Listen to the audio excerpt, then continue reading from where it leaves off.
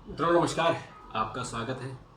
मित्रों आज करगिल वॉर दिवस है, करगिल विजय दिवस। हमने युद्ध जीता, लेकिन इस युद्ध में हमने बहुत कुछ गंवाया भी है। हमने लगभग 400 सैनिकों को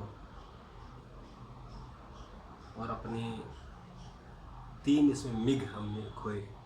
और मिग और ये सब जो गोला बारूद खोने का तो इतना अफसोस नहीं होता, लेकिन जो हमने 400-500 अपने वीर जवानों को खोया उसका दुख जरूर है।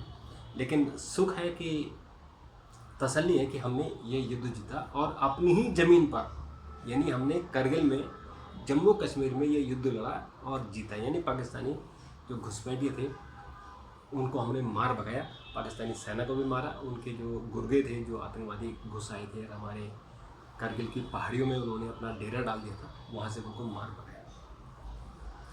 मतलब ये करगिल वार बहुत ही मैं कहूँगा अजीबोगरीब वार है, युद्ध है।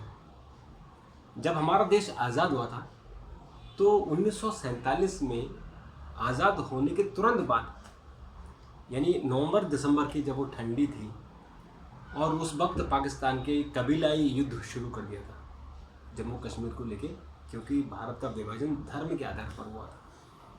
तो पाकिस्तान के लोग जो थे, मोहम्मद जिन्ना और जो दूसरे लोग थे, उनका कहना था कि जम्मू कश्मीर की जो आबादी है वो मुस्लिम आबादी है, उसको भी पाकिस्तान में आना चाहिए। उसको लेके उन्होंने गुरिल्ला युद्ध किया, कबीलाई युद्ध किया और उन्होंने आक्रमण कर दिया। और वो बहुत ही ऐतिहासिक युद्ध था, क्योंकि हमारे पास तो कुछ था नहीं। गरीब भारत का जन्म जो है गरीबी के तले हुआ था, और उससे भी गरीब पाकिस्तान था। लेकिन उसकी खुरापात, तो जब उनकी सेना ने कबीलों के रूप में आक्रमण किया तो उनको मार भगाया, मारा उनको। लेकिन उसका एक दुख तब भी रहा कि हमारा कश्मीर का आधा हिस्सा जो पाकिस्तान ऑक्युपाइड कश्मीर है वो चला गया। लेकिन जो नौसेरा का युद्ध बहुत गजब रहा, बहुत ही साहसिक युद्ध रहा। नौसेरा में जो हमारे ब्रिगेडियर उस्मान साहब ने, उन्होंने युद्ध लड़ा और पाकिस्तान ने जिंदा या मुर्दा उन पर इनाम रख दिया था कि नौसेरा को जीतना है हर हाल में, और नौसेरा को उन्होंने नहीं जीतने दिया। और जब जीत की खुशी में वो जश्न मना रहे थे, तब धोखेबाजी से उन्होंने उस्मान साहब को गोली मारी। तो अनेक उदाहरण है हमारे भारतीय वीर सैनिकों के। लेकिन ये जो करगिल युद्ध है ये 3 मई 1999 को शुरू हुआ था, और आज ही के दिन यानी 3 महीने के युद्ध के बाद ये 26 जुलाई 1999 को ख़त्म हुआ। यानी 3 महीने का ये युद्ध था। और ये युद्ध भी गजब था कि हमारी सेना को पता ही नहीं चला, क्योंकि असल में ये निर्जन इलाका है जो करगिल का। अगर आप जम्मू कश्मीर गए हैं तो कश्मीर का ये हिस्सा है, वो करगिल जो डिस्ट्रिक्ट है, उस शहर अलग है और बाकी हिस्सा पहाड़ वीरान है, वहाँ कोई पॉपुलेशन नहीं है, खाली पहाड़ है। तो हमारे सैनिक जाते हैं और वहाँ पेट्रोलिंग करके वापस करगिल आ जाते हैं। लेकिन कुछ दिनों से वो जो पाकिस्तानी घुसपैठिए हैं, जो उनकी आदत है धोखेबाजी करने की, वो आए और वो धीरे धीरे, जैसे हमारे सैनिक लौटते तो उनके साथियों चुपचाप से और पहाड़ में जाके अपना अड्डा बनाते, वहाँ अपना खाना पीना हो गया। और जब अचानक एक दिन हमारे सैनिकों ने देखा, कुछ हलचल देखी कि यहाँ कोई इंसान दिख रहा है, तो वहाँ गए तो पता लगा कि वहाँ तो आतंकवादी ऊपर टाइगर हिल और जो दूसरे जो लैमचांग वगैरह वहाँ जो है वो जो घुस गए वहाँ। तो फिर हमारी सेना को अलर्ट किया गया, और जब नीचे बेस कैंप में सैनिक आए तब वहाँ से ये शुरू हुई। और शुरुआत हमारी जो आर्मी है उन्होंने की। लेकिन जो चूँकि टाइगर हिल ऊपर है और हमारा जो बेस था वो नीचे था, तो जब हमारे सैनिक ऊपर जाते तो ऊपर से वो गोलीबारी करते हैं और हमारे सैनिक धराशायी होते चले गए। मुझे अच्छी तरह याद है, उसमें पार्लियामेंट का सेशन चल रहा था और हम लोग पार्लियामेंट में थे, और अटल बिहारी वाजपेयी उस वक्त प्रधानमंत्री थे। उन्होंने कहा कि नहीं, हम इसका प्रतिकार करेंगे। और हमें रोज़ वहाँ से खबर मिलती थी कि हमारे सैनिक, क्योंकि वो ऊपर से गोली मारते थे और हमारे सैनिक बहादुरी से ऊपर चढ़ते थे और वो धराशायी हो जाते थे।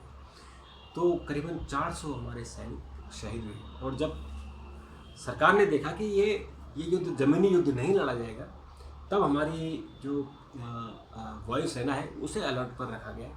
हमारी वायुसेना को तैयार किया गया और फिर वायुसेना ने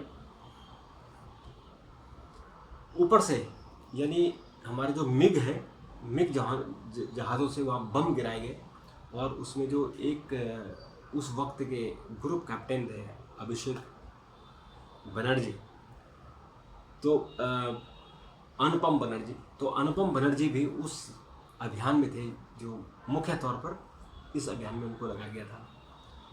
और एक बहुत ही पॉपुलर उसमें एक योद्धा उभर कर आए थे, उसमें वो फ्लाइंग लेफ्टिनेंट थे, एकदम उनकी नई नई नौकरी लगी थी, यानी फ्लाइंग लेफ्टिनेंट यानी पहली पोस्टिंग। तो उन्होंने नचिकेता राव, तो राव साहब और ये अनुपम बनर्जी और भी बहुत सारे हमारे वीर जवान थे, वीर हमारे जो पायलट थे, फाइटर पायलट, उन्होंने कमान संभाली और फिर उन्होंने बम फेंके और पाकिस्तानी जो वहाँ घुसपैठे थे उनको मारा, जो पाकिस्तानी सैनिक थे उनको पीछे भगाया, और एक तरफ ज़मीनी तौर पर हमारे भारतीय सैनिक और आसमान से हमारे जो हमारे हवाई योद्धा, जिसको हम वायु योद्धा बोलते हैं, उन्होंने कमान संभाली। और इस युद्ध में जो हमारे ऑफिशियल जो आंकड़ा है वो 527 लोग मारे गए टोटल, यानी सैनिक और गैर सैनिक। और जो जो पाकिस्तान की तरफ से ऐसा कहा जाता है कि पाकिस्तान के इसमें करीबन 1200 सैनिक मारे गए, और टोटल अगर हम उनके जो आतंकवादी और उनके जो तमाम लोग थे उनको हम टोटल गिने तो एक आंकड़ा है कि करीबन 2700 से लेकर 4000 तक इसमें मारे गए पाकिस्तान की तरफ से।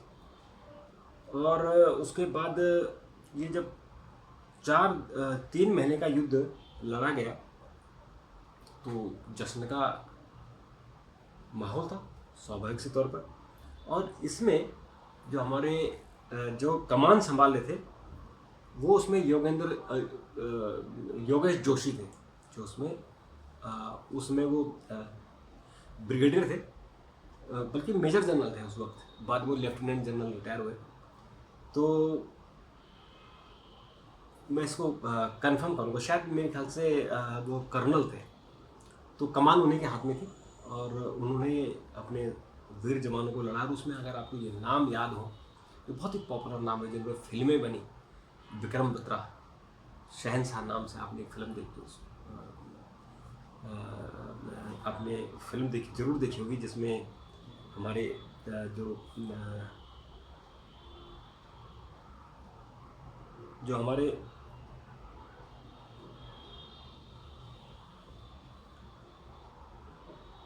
तो जो हमारे एक तो थापा थे, कैप्टन थापा, और नोएडा के उनके नाम से सड़क भी है, कैप्टन बिजन थापा, और दूसरे विक्रम बत्रा जिन पे फिल्म बनी शहंशाह।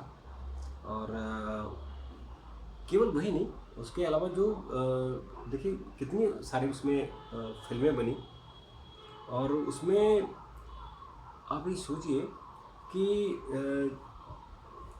उसमें तकरीबन 11-12 फिल्में अब तक बन चुकी हैं। और उसमें जो सबसे हिट रही, वैसे तो सभी फिल्में हिट थी, लेकिन उसमें जो सबसे अच्छी और जो रोंगटे खड़े करने वाली फिल्म थी वो कैप्टन विक्रम बत्रा पर फिल्म बनी थी शहंशाह। और वो फिल्म तो रोंगटे खड़े करने वाली थी, कैसे पाकिस्तानी सेनानी, उनका नाम जो है शहंशाह रख दिया था, क्योंकि वो जहाँ जाते थे वो गोली मार के आते थे, और बहुत ही तीक्ष्ण और बहुत ही चतुर, बहुत ही साहसी। हालांकि उन्हें युद्ध लड़ते लड़ते वो वीरगति को शहीदियों ने परमवीर चक्र मिला था। तो जो उनको कुल अवार्ड मिले इस वॉर के बाद, जब 26 जुलाई को ख़त्म हुआ, आज प्रधानमंत्री वही हैं, लद्दाख में हैं, और करगिल विजय दिवस जब उन्होंने वहाँ श्रद्धांजलि दी और वहाँ उन्होंने बहुत सारी बातें कही। एक बात उन्होंने ये भी कही कि जो सुधार हुआ है, अग्निपथ योजना शुरू हुई, उनको डिफेंड किया उन्होंने, खैर वो पॉलिटिकल इशू है, लेकिन जो इस वॉर में, क्योंकि ये बहुत ऐसा युद्ध था कि जिस युद्ध में सारी दुनिया इसको देख रही थी कि कैसे हम अपनी धरती पर युद्ध लड़ रहे हैं, करगिल हमारे। तो उसमें कुल मिलाकर 4 परमवीर चक्र मिले, 11 महावीर चक्र मिले। कैप्टन विक्रम बत्रा जो 13 जम्मू कश्मीर राइफल्स से थे, उनको परमवीर चक्र मिला विक्रम बत्रा ने, उनकी फिल्म जरूर देखिएगा। और उसमें इन्होंने जो विक्रम बत्रा ने जो युद्ध लड़ा था वो जो पीक 4875 4875 नंबर की जो चोटी थी उसको कैप्चर किया था विक्रम बत्रा ने। वो नीचे से गए थे, कैसे वो अपनी टोली को लेकर गए और उन्होंने जो ऊपर बैठे हुए पाकिस्तानी सैनिक थे उनको मार गिराया उन्होंने और उस चोटी पर उन्होंने जीत हासिल की। और जब जीत हासिल कर ली थी तो दूसरी चोटी की तरफ बढ़ रहे थे और वहाँ तब उनको गोली लगी थी। तो ये ऐसे साहसी को सलाम है। और एक जो brigadier Yogendra Singh Yadav 18 grenadier 18 grenadier जो कमांड है उसको उनको भी परमवीर चक्र मिला था। कैप्टन मनोज कुमार पांडे बहुत छोटी उम्र के कैप्टन। आप सोचिए कि पहली जो आपकी पोस्टिंग होती है वो लेफ्टिनेंट होती है और लेफ्टिनेंट के बाद आप कैप्टन बनते हैं। देखिए आप 3 साल 3.5 साल की आपकी नौकरी। मनोज कुमार पांडे और लेफ्टिनेंट बलवंत सिंह, देखिए पहली पोस्ट लेफ्टिनेंट की होती है 18 ग्रेनेडियर का। और मेजर राजेश सिंह अधिकारी ये भी ग्रेनेडियर के थे। राइफलमैन संजय कुमार जेके राइफल और मेजर विवेक गुप्ता 2 राजपूताना। कैप्टन एन कैंगुरु से इनको महावीर चक्र मिला। और आज के दिन हम इनको याद करते हैं। और इसके अलावा मित्रों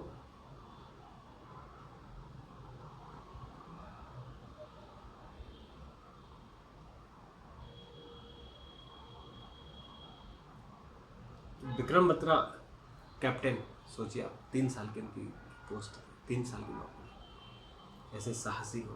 राइफलमैन संजय कुमार शुरुआत में राइफलमैन यानी आपकी जो 6 महीने उसमें 1.5 साल की ट्रेनिंग होती थी, अभी तो 6 महीने की होगी जो अग्निवीर की, तो 1.5 साल की ट्रेनिंग करके उनको पोस्टिंग मिली थी, वहीं शहीद हो गए।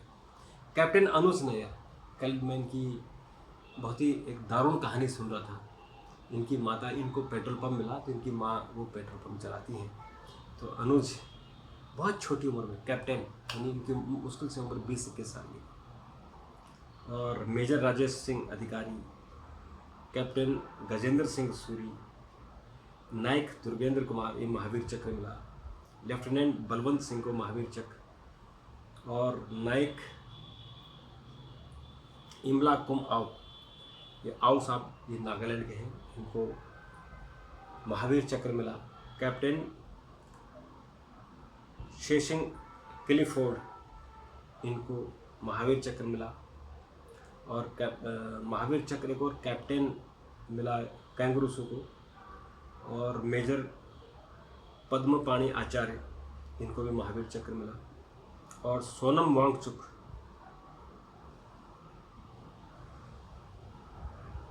मेजर सोनम वांगचुक इनको महावीर चक्र मिला और लद्दाख स्काउट के थे। और महावीर चक्र विवेक गुप्ता,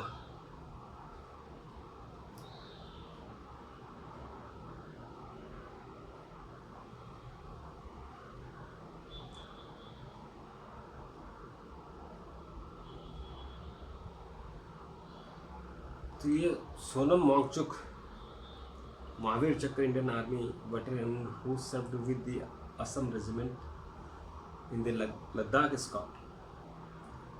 और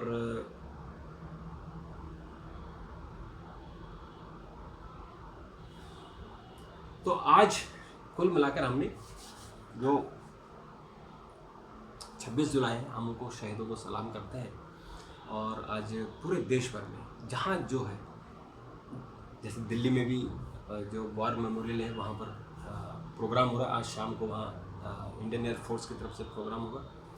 और करगिल में तो प्रधानमंत्री स्वयं गए हुए हैं, वहाँ आर्मी चीफ गए हुए हैं। और उसके अलावा देश भर में जहाँ जो भी पोस्ट है, देश भर में जहाँ भी आर्मी की हो, चाहे एयरफोर्स की हो, चाहे नेवल की हो, नेवल भी तैयार रहा। आपको बता दें कि नेवल उसमें डायरेक्ट वॉर में नहीं आ पाए क्योंकि वो समंदर देखते हैं, लेकिन वो अलर्ट पर थे। उनको कराची और तमाम जगह लगाया गया था कि अगर उधर से पाकिस्तानी वॉर किया तो उनको वहीं ख़त्म कर देना। तो हमारी नौसेना वहाँ अलर्ट है। तो हमारे जितने भी हमारे सेंटर हैं आर्मी के, एयरफोर्स के, नेवल के, वहाँ आज श्रद्धांजलियाँ दी जा रही हैं और विजय दिवस को भी खूबसूरती से, बहुत ही उत्साह से, जोश से मनाया जा रहा है। वो एक पोर्शन है कि शहीद हुए, उसमें सबको दुख है, लेकिन खुशी भी है कि हम उस युद्ध को हमने जीता और हमने अपनी खोई हुई जमीन को वापस लिया। मित्रों, अभी के लिए इतना। अगर आपकी कोई प्रतिक्रिया हो तो जरूर दीजिएगा। नमस्कार, थैंक यू, धन्यवाद।